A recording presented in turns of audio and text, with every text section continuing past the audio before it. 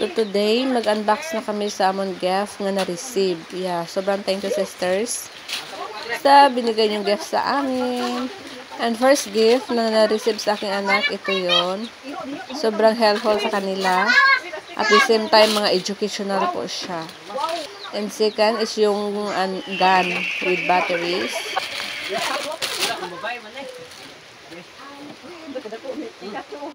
Tinkerbell, oh. Tinkerbell. Ma, tawa siyan. Tawa ko anong tawa? Wow. Nana. Oh, gabriel to si regalo. Walay alimuot.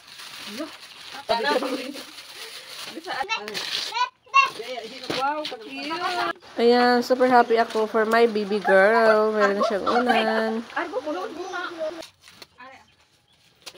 Oh, dara. Ari na ibugha ra ba na nimo kahoy ninyo?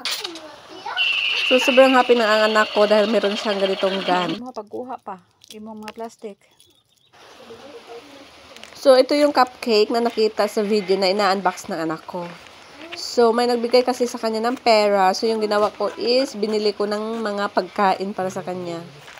So, hindi damit, hindi laruan, kundi pagkain. And ako na ang nag-wrap para sa kanya, para ma-appreciate niya naman na yung, or ma-excite siya magbukas. So, sobrang thank you sa pera na binigay ng aking kapatid. Ayan, nirap ko siya ng mabilisan. And then, pag yung mga gift na binigay sa amin, pag dumating na, isama ko siya. So, yung celebration namin ng unboxing or Christmas party, napakasimple lang. As long as meron, hindi naman siya demand. So, isa pang binigay ko is, fudgy bar. Or, isa pang binili ko sa kanyang pera is fudgy bar. Nirap ko para meron siyang makain, meron siyang snack. So, hindi ko binili ng laruan dahil ang dami niya ng toys. So, ito mga biscuits, mga soft biscuit.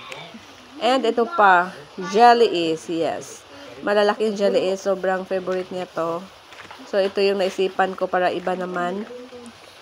So, para maiba naman, ito yung binili ko para sa kanya. And para mag-enjoy naman siya sa kakabukas ng mga simpleng laman ng mga regalo. As long as masaya siya. As long as makita ko siyang masaya din. Goods na.